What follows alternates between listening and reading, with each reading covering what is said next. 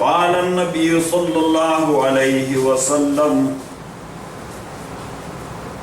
كلمة الحكمة ضالة الحكيم وأحق بها حيث وجدها صدق الله وصدق رسوله النبي الكريم.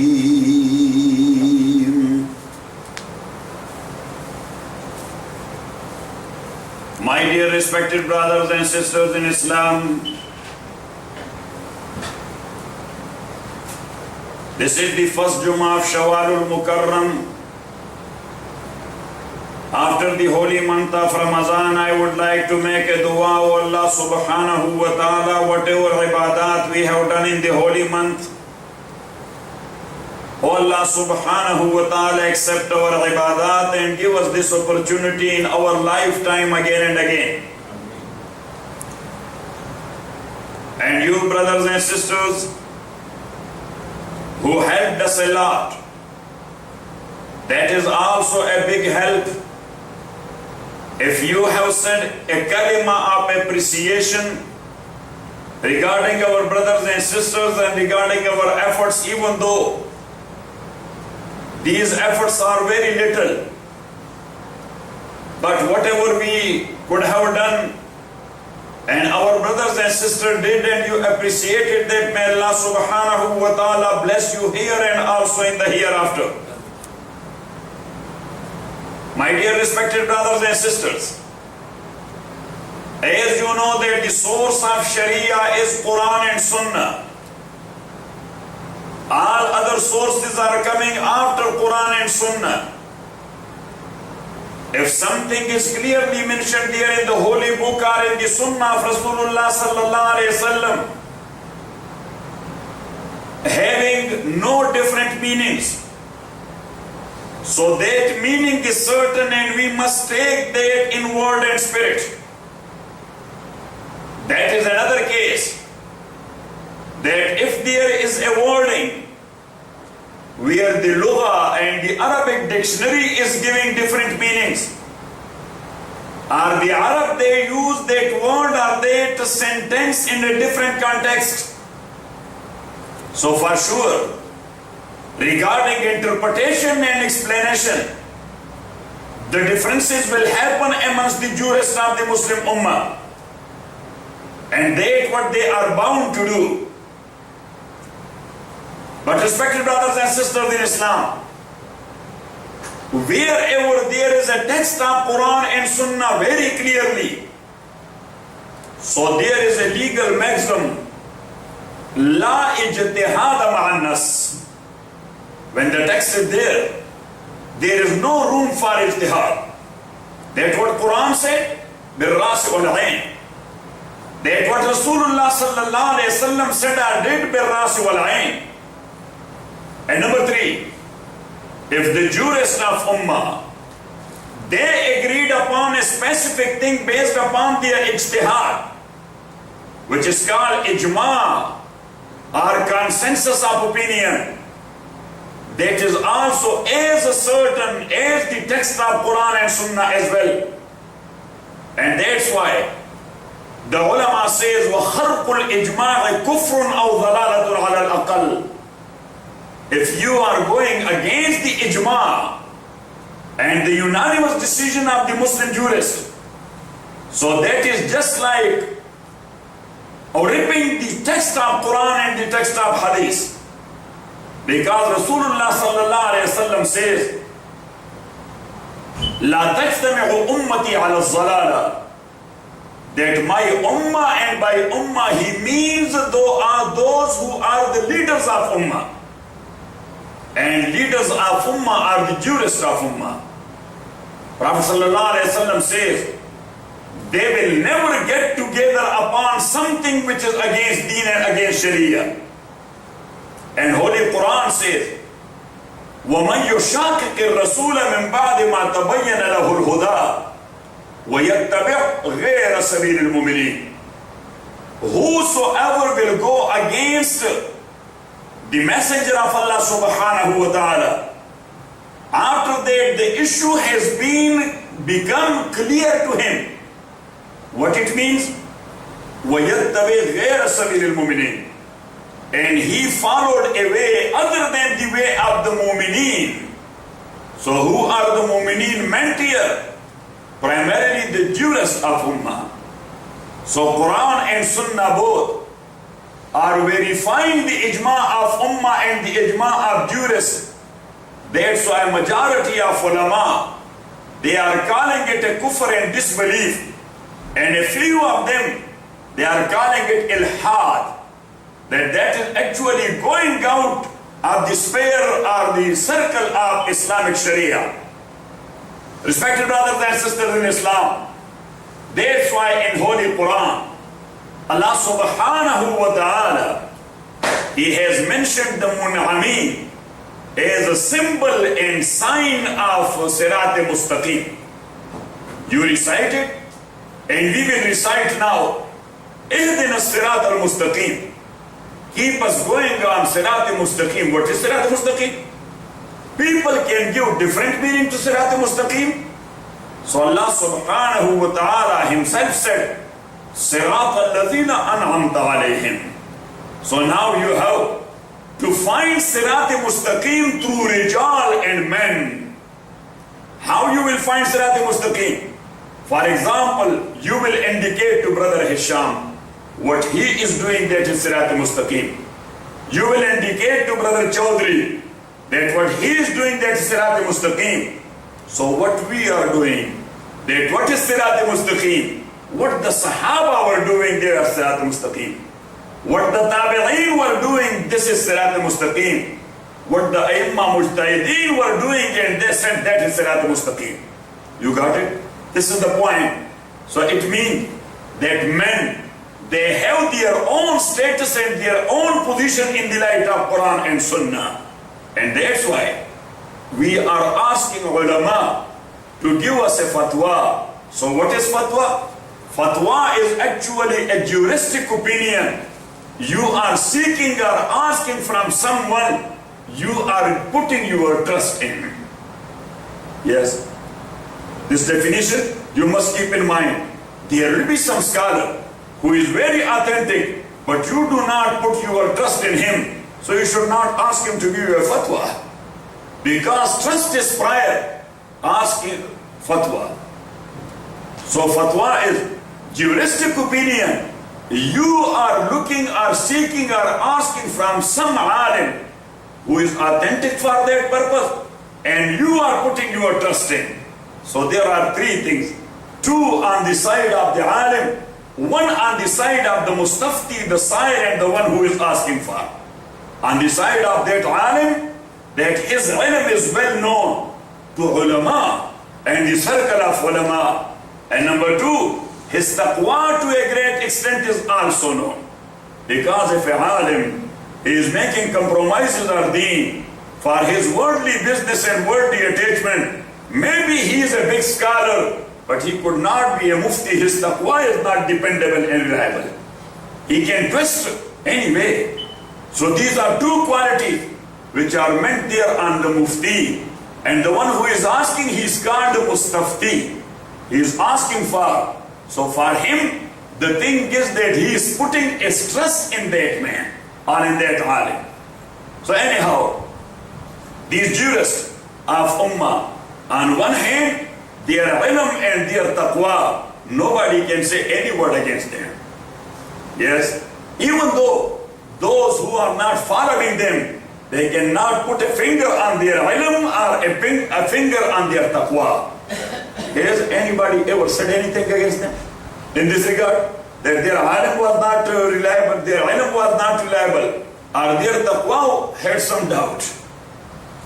My dear respected brothers and sisters in Islam, as far as the case of i'timad and trust is concerned, majority of ummah, 96%, they do follow these ulama and the jurists of ummah, the four imams rahimahumullah. And as you know, that from amongst these four imams, Imam Abu Hanifa, we are not going to make a comparison, but in age, he is older than all of them. In knowledge, he is much more bigger than all of them, in a sense that he was the teacher of Imam Malik. He was Imam Malik was the teacher of Imam Shafi. Shafi was the teacher of Imam Ahmad. And Imam Ahmad was the teacher of Imam Bukhari, Imam Muslim and Imam Abu Dawud. Rahimahullah. So anyhow, that's why Imam Abu Hanifa is called Imam al-Aimma. That's why he is called Al-Imam al-Azam, because all of them, they are Imam. As you know, that in a school, there are teachers. So a principal is also basically and originally a teacher, but he is the senior most and the qualified one, so we call him the principal. Yes, so that is the case. So when we call him Al-Imam al-Azam, that's what it means. Otherwise, for humanity, Al-Imam al-Azam is Muhammad sallallahu alayhi wa sallam, who is the Imam al-Azam and the great leader of the entire Ummah, the humanity in general, Prophet sallallahu alayhi wa sallam. So we call it Al-Umur Al-Izafiyya. Relatively, we are saying to Imam Abu Hanifa, Imam al-Azam. So anyhow, this Imam Abu Hanifa, Rahmatullahi alayhi, as far as his ilm and knowledge is concerned, later on inshallah sometime, I will give you a lecture on this as well, that what the authentic scholar used to say about Abu Hanifa, Rahmatullahi alayhi. But anyhow, as far as his taqwa is concerned, nobody said anything about his taqwa. But his taqwa and piety, that was exemplary. Even though that is not a Shar'i rule, yes, but once he got information that somebody has stolen the goat of another brother, yes, and for sure, he will sell it to butcher to sell the meat. So he asked a herdsman who was very much expert in goat age. First of all, he found out that what was the age of that goat. And later on he asked the guy, for how long a goat like this can stay alive? So when he told him, Abu Hanifa rahmatullahi alayhi, he was not buying any meat in the bazaars of Baghdad. He was bringing meat either from Basra or from Kufa for those many years. That maybe that goat is sold to some butcher, even though for him that was halal. But he said that is doubtful, so I should not eat it. Respected brothers and sisters in Islam, in another story it is said, as you know, that he had a chain of fabrics business. And he had business in silk. And he had the chain in Kufa, in Basra, in Baghdad. That's why he was giving a stipend and financial help to 4,000 students of Quran and Sunnah and ulama from his own pocket. And not like this, he saw in his dars that one alim is sitting and he's writing hadith and fiqh from Abu Hanifa rahmatullahi alayhi. He looked at him, so his dress was not okay, very much good. So when the dars was done, the lecture was done, and all the ulama they spread it, that alim was sitting there. When he went out, Abu Hanifa followed him. So he looked all around, that nobody is there. Then he gave him some money, that if you want to come to the class, so take this. This is class of hadith and fiqh. We have to be in neat and clean dress. So just buy a few dresses for you. That is for two things. Number one, a respect to Quran and hadith. And number two, so you may not be seen a poor amongst all these ulama.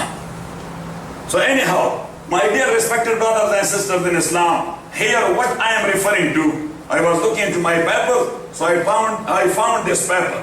Imam Abu Hanifa rahmatullahi alayhi, he was staying for 18 years when one of his famous teachers, his name is Hammad ibn Abi Sulaiman, even though he has taken a hadith from 4,000 ulama.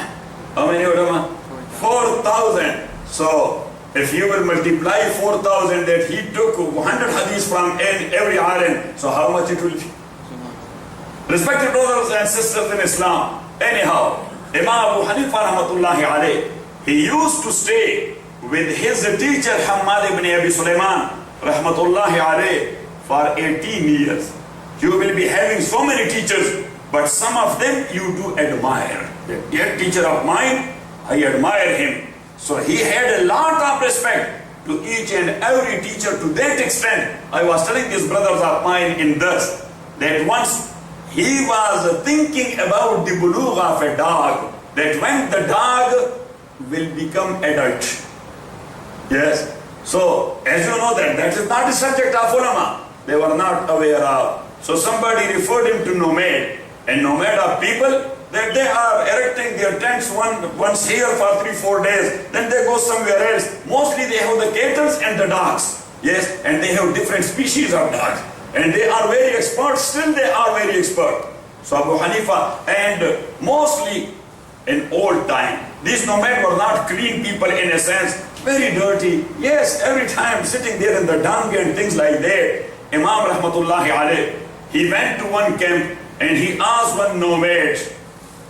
He asked one nomad that somebody referred me to you, that you have experience regarding dogs. So I am thinking about regarding a masala, about the property of dog, that when he will be considered baligh. So he said a male dog, when he does pee and he will raise his one leg, the back leg, to the wall or to the tree or to the plant, and he will sprinkle, so it means that now he is adult. And as long as he is standing on 4 and he is doing pee, so he is not baligh, he is a small doggy. Yes, now he learned this issue from that nomad. So once he was sitting with big ulama like Imam Awza'i, Sulaiman ibn Mihran Amash, rahimahullah, great muhaddisi. They were sitting somewhere, and that nomad, having a few dogs all around him, holding their robes, he was passing by. Imam rushed to him, barefooted and naked head, and he hugged him, and he asked him that, how do you do? For a long time I couldn't see you. Everything is okay. Everyone is okay at home. And how are your cattle? And the dogs are feeling good. And then he brought out some money and gave it to him. So Sulaiman ibn Mihran Amash and all these ulama, they became confused. That this Nu'man is a different man. What he is doing with this dog man, hugging him and giving him that respect, and yes, even going a little bit as a respect to him, and why he is doing that? No man, even he is not a Muslim even. Yes. So when he came back, so they asked him that, Imam Nu'man, who is that nomad? He said, he is my teacher. He said, what are you talking about? This great Imam? He said, this nomadic, your teacher who's day and night busy with dog? He said, yes, once I was confused about this issue, so I went to him and he taught me this one issue. So he's my teacher. So anyhow, my dear respected brothers and sisters in Islam, Imam Abu Hanifa rahmatullahi alayh, as long as his teacher Hammad ibn Abi Sulaiman was alive, he was not starting his own dars. He used to go to his dars. He said that I want to get more and more from this sheikh, because he know the core of fiqh, and I learned from him whatever I learned. That's why he named his son by the name of Hammad. Yes, after the teacher of him, Hammad ibn Abi Hanifa rahmatullahi alayh.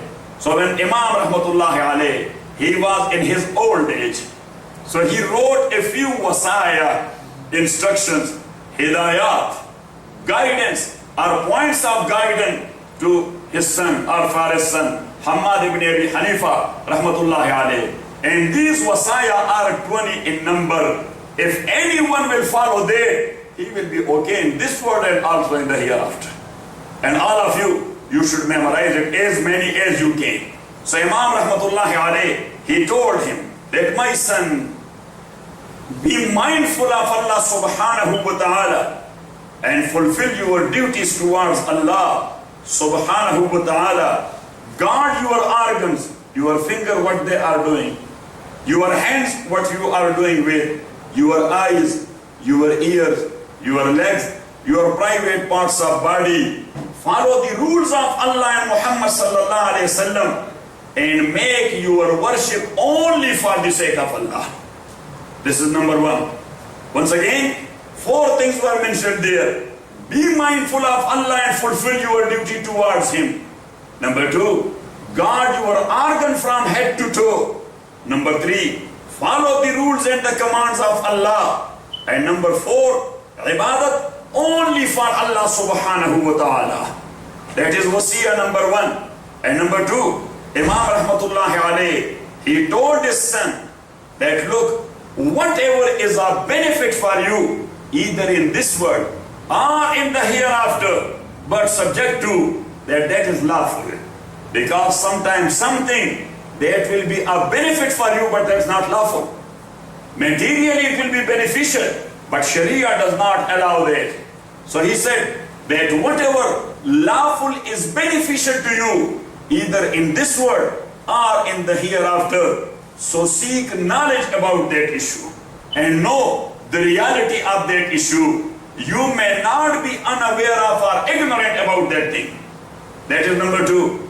And number 3, he told him that if you do not need someone, neither for your good in this world, nor for your good in the hereafter, so wasting your time with such like people, that is not looking good. That is crazy and fool concept. Why you are wasting your time with someone who is not a benefit to you, neither in this world nor in the hereafter? So he said that do not waste your time with such like people, those who are not beneficial towards you, neither regarding this dunya nor regarding akhirah. That is number 3. And number 4, Imam Rahmatullahi alayh, he told him that be just to everyone. Be just to everyone, but you may not expect justice from everyone. What a beautiful sentence. Be just to everyone, but you may not be expecting justice from everyone. Because people will be doing justice to you or they will not. So you should not expect it. And in a hadith, also Prophet ﷺ says, when he was asked by his Sahaba, if we will have the authorities, the rulers, the king and the khulafa and things like that they are asking us for their due rights, they must be given, which is our duty. But they are not fulfilling their duties and performing their job. They are not providing us our due rights. What should we do? Rasulullah sallallahu alaihi wasallam told them, "A'tuhum haqqahum wa sallallahu haqqakum." This is not allowed and permissible that you will cheat the ruler and you will grab whatever you are bound to pay to them. So give them what is their due right is. And as far as your due right is concerned, if they are not giving it to you, so you should ask Allah subhanahu wa ta'ala for their right of yours. So here, in this wasiyah number 4, Imam Rahmatullahi alayh, he told his son that be just to everyone, but do not expect justice from everyone. And number 5, he said that, look, you are living in Islamic state. Citizens of Islamic states will be either Muslims or non-Muslim. The non-Muslims are called Ahlul Zimma, or they are called protected citizens, or Zimmis. And Zimmis' rights in Islamic state are equal to Muslims. In Hadith, it is said, لَهُمْ مَا لَنَا وَعَلَيْهِمْ مَا عَلَيْنَا. For non-Muslim citizens of an Islamic state are all those rights, or they have all those rights which we the Muslim have. But they have all those duties which the Muslims are bound to do as well. Got it? So he said to his son that never have any enmity with a Muslim or a Zimmi. Means no animosity, no any harm by you to a Muslim or to a non-Muslim. And he told him that especially non-Muslim, they are much more eligible in this regard. Because Prophet ﷺ said that man zalama zimmiyan aw muahidan fa ana hajijuhu yawm al-qiyamah. That whosoever will harm someone who is under a treaty with Muslim, or someone who is a non-Muslim citizen of an Islamic state, so if he harms him, Prophet ﷺ says, I will fight that Muslim on the day of judgment in the court of Allah on behalf of that Zimmi. Hajij, فَأَنَا حَجِيجُهُ يَوْمَ الْقِيَامَةِ. And number 6, Allah subhanahu wa ta'ala, whatever He has given you, my son, so be content with that which Allah has given you.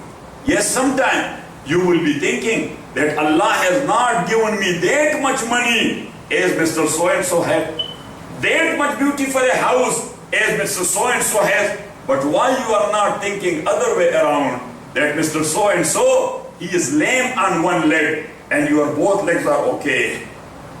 And Mr. So-and-so, his sight is that much weak that he is holding this type of big glass glasses.